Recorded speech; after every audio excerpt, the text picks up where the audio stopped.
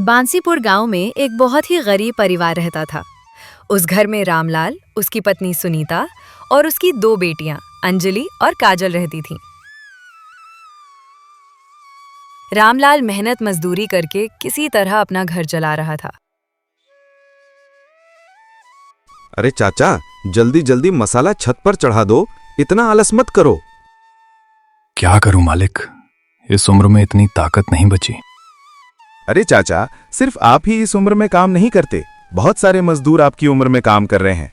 अगर आपका शरीर साथ नहीं दे रहा तो आप काम छोड़ दीजिए, बंदों की कमी थोड़ी ना है। रामलाल के घर में कमाने वाला कोई नहीं था, इसीलिए वो किसी तरह जल्दी जल्दी काम करने लगा। शाम को थका हारा घर लौट आया। उसकी दोनों बेटियों ने मिलकर खाना बनाया। तभी उसकी माँ ने कहा, मेरी दोनों बेटियां बड़ी हो चुकी हैं, तो कम से कम मुझे तो अब बिल्कुल भी काम नहीं करना पड़ता। ये सब सुनकर रामलाल बहुत खुश हो रहा था। तभी अचानक गांव का ही एक आदमी, जो कि रामलाल का दोस्त था, वो उनके घर आ टपका। अरे बहन जी, बुढ़ापे में आपको तो आपकी बेटियां आराम दे रही हैं, लेकिन काश आपका एक बेटा भी होता तो रामलाल की भी कुछ मदद हो जाती। जहां अभी तक खुद की तारीफें सुनकर दोनों बेटियां मुस्कुरा रही थीं, राकेश की ये बात सुनकर उनके चेहरे से हंसी गायब हो गई। अरे काजल, अंजलि, तुम दोनों अंदर जाओ। रामलाल की पत्नी और उसकी दोनों बेटियां अपने अपने कमरे में चली गईं। अरे भाई साहब, इस तरह की बातें कम से कम मेरी बेटियों के सामने तो मत बोला करो। अरे रामलाल भाई, मैं तो तुम्हारी ही भलाई के लिए कह रहा था। मैं तुम्हें मेहनत मजदूरी करते हुए देखता हूं तो बड़ा दुख होता है। अभी तक तुमने अपनी बेटियों की शादी तक नहीं की। अरे कम से कम दामाद आ जाते तो दामाद ही कोई मदद कर देते। भाई साहब, मैंने अपनी बेटियों को किसी दूसरे के भरोसे नहीं पाला है, और ना ही मुझे अपने दामाद से कोई मदद चाहिए। अगर ऐसा कुछ होता तो मैं बेटियां पैदा ही नहीं करता। दुनिया में लाखों लोग गरीब हैं, तो क्या हमेशा रोना ही रोते रहते हैं क्या? तुम्हारा बेटा भी तो जवान हो चुका है, 32 साल की उम्र हो गई ना। उसको कोई अपनी लड़की देने को तैयार है, और ना ही वो कोई काम करता है, दिन भर आवारा घूमता रहता है। मेरी बेटियां कम से कम अपनी मां की मदद तो कर रही हैं। चलो रामलाल भाई, आप खाना खाओ, मैं भी जाता हूं। मेरी बीवी खाने पर मेरा इंतजार कर रही होगी। हाँ हाँ, जल्दी घर जाओ। तुम्हारा बेटा भी नशे की हालत में गिरता पड़ता कहीं से आ ही रहा होगा, उसको भी तो संभालना पड़ेगा तुम्हें। इतना बोलते ही राकेश वहां से 9-2-11 हो गया। रात में दोनों बहनें बात करने लगीं। मुझे तुमसे बहुत जरूरी बात करनी है काजल। अगर यहाँ पर हम लोग बात करेंगे तो हो सकता है हमारे माता पिता सुन लें। इसीलिए कल अपने खेतों के पास सुबह सुबह चलेंगे हम लोग। ठीक है दीदी। अगले दिन सुबह होते ही दोनों बहनें अपने खेतों की ओर निकल पड़ी। दीदी अब बताओ, क्या बात करनी थी आपको? काजल, कल जो राकेश चाचा आए थे, उन्होंने जो भी बात कही एक तरीके से सही कही। कौन सी बात दीदी? हम दोनों लड़कियां हैं, ज्यादा से ज्यादा हम अपनी माँ की खाना बनाने में मदद करते हैं। राकेश चाचा ने कहा था कि अगर हमारा एक भाई होता तो वह पापा की भी मदद करता। राकेश चाचा के कहने का मतलब ये था कि एक लड़का ही अपने बाप की मदद कर सकता है। दीदी, क्या लड़कियां अपने पापा की मदद नहीं कर सकती? बिल्कुल कर सकती हैं, लेकिन हम दोनों आखिर करेंगे क्या? कुछ भी करना पड़े, लेकिन जल्द से जल्द हम दोनों को ही मिलकर अपने पापा को मजदूरी करने से रोकना होगा। दीदी, ऐसा करते हैं, हमारे गांव से 3 किलोमीटर दूर चौराहे पर थोड़ी बहुत दुकानें हैं। वहाँ बहुत सारे सलवार सूट और साड़ियों की भी दुकान है, और किराने की भी। क्यों ना हम वहाँ चलकर अपने लिए कोई नौकरी ढूंढे? हाँ, ये तूने बिल्कुल सही कहा काजल। वो दोनों पैदल ही 3 किलोमीटर उस मार्केट में गईं। वहां पर सबकी खुद की छोटी छोटी दुकानें थीं। दोनों बहनें वहां काम मांगने लगी। अरे चाचा, हमें काम की जरूरत है, कोई काम है क्या यहाँ हमारे लायक? अरे बिटिया, हमारे पास आसपास के कुछ गांव वाले ही कपड़े खरीदने आते हैं। हम लोगों की दुकान किसी शहर में तो है नहीं जो हम पगार देकर किसी दूसरे को काम पर रखें। उन दोनों ने बहुत सारी दुकानों पर नौकरी ढूंढी, पर उन्हें कहीं भी काम नहीं मिला। हार कर वो लोग अपने घर की तरफ वापस लौट आईं। लेकिन तभी रास्ते में उन्हें बहुत सारी भीड़ दिखाई दी। ये गांव वाले कहाँ जा रहे हैं?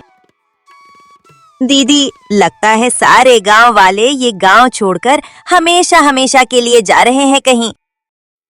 अरे चलो इन गांव वालों से ही पूछते हैं।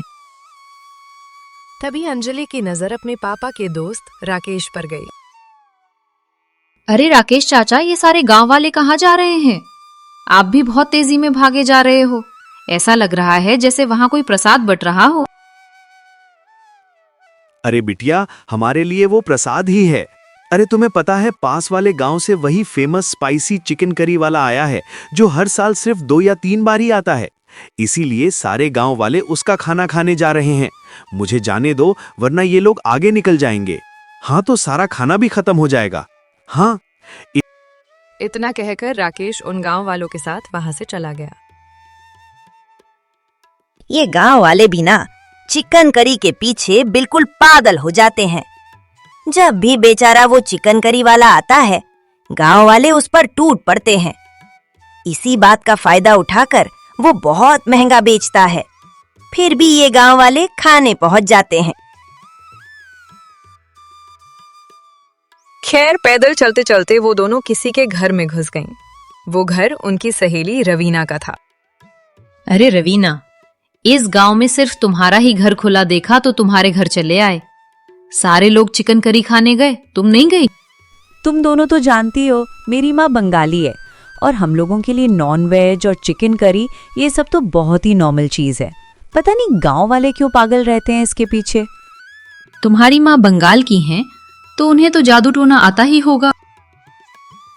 अरे अंजलि, कैसी बातें कर रही हो? हर बंगाली को जादू टोना थोड़ी आता है।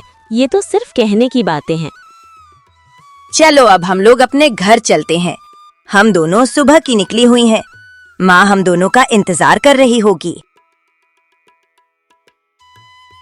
दोनों अपने घर पहुंच गईं। घर पहुंचकर दोनों बहनें एक बार फिर से वही सोचने लगीं कि आखिर अब क्या किया जाए, क्योंकि काम धंधा तो किसी को मिला नहीं, और उस गांव में जब लड़कों को काम नहीं मिलता तो लड़कियों को कहां से मिल जाएगा।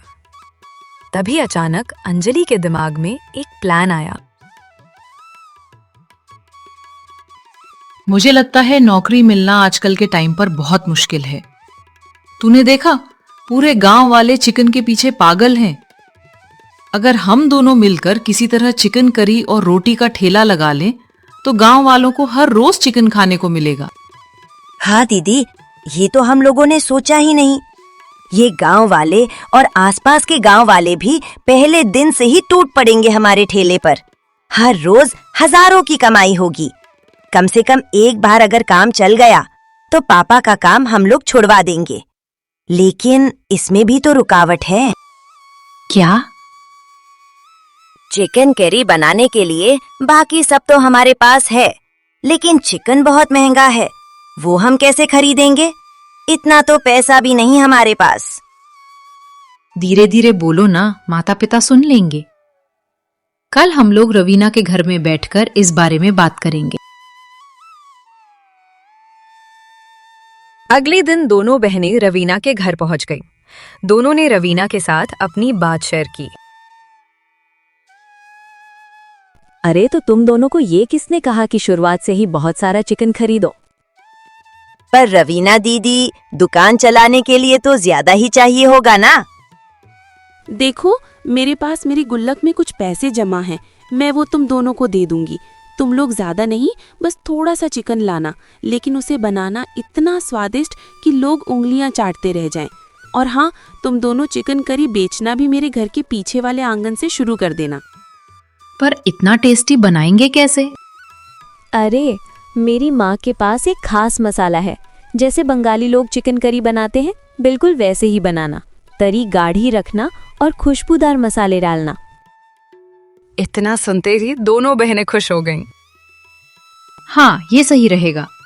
जब काम चलने लगेगा तब हम अपने माता पिता को बता देंगे, क्योंकि ऐसे अगर हमने उनसे इजाजत लेने की कोशिश की तो हमारे पिताजी मना ही कर देंगे। अगले दिन काजल और अंजलि दोनों बहनें बाजार जाती हैं और चिकन करी बनाने का सारा सामान लाती हैं। रवीना के घर पर ही फिर वो दोनों बहनें मिलकर चिकन करी बनती हैं और सारे मसाले अच्छे से तैयार किए। बाकी लोगों से ये चिकन करी अलग बने, इसके लिए उन्होंने रवीना की माँ के बताए तरीके से काम किया। उन्होंने पहले प्याज और लहसुन को अच्छे से भुना, फिर उसमें रवीना का दिया हुआ खास बंगाली गरम मसाला डाला। वो दही में मैरिनेट करके पकाया गया, जिससे गरीबी भी मखमली हो गई और खुशबू पूरे मोहल्ले में फैलने लगी। अरे वाह अंजलि, इसकी खुशबू तो वो किसी 5 स्टार होटल के चिकन करी से भी बेहतर है। दोनों बहनें रवीना के घर के पीछे के आंगन में ही बैठ गईं चिकन करी बेचने। धीरे धीरे गांव वाले आना शुरू हो गए। चिकन की खुशबू सूंघकर लोग खिंचे चले आए। 2 घंटे के अंदर ही उन लोगों ने जितनी चिकन करी बनाई थी सब बिक गई। गांव वालों परेशान मत हो, शाम को 6 बजे हम लोग फिर से यहाँ चिकन करी बेचेंगे। शाम को उस गांव के लोग तो खाने आए ही, आसपास के लोगों को भी पता चल गया और वो लोग भी दौड़े चले आए। अब कुछ दिन बीत चुके थे और दोनों का धंधा अच्छा चलने लगा था और दोनों बहनों के माता पिता भी ये जानकर बहुत खुश थे। अब दोनों बहनें गांव में ही अपना ठेला लेकर रोज सुबह जाती हैं और चिकन करी बेचती हैं। दोनों बहनों ने अपने पापा की मजदूरी छुड़वा दी। इस तरह चिकन करी बेचकर दोनों बहनें अपने पिता की मदद करती हैं। सच ही कहा गया है, हमारी छोरियां छोरों से कम नहीं होती।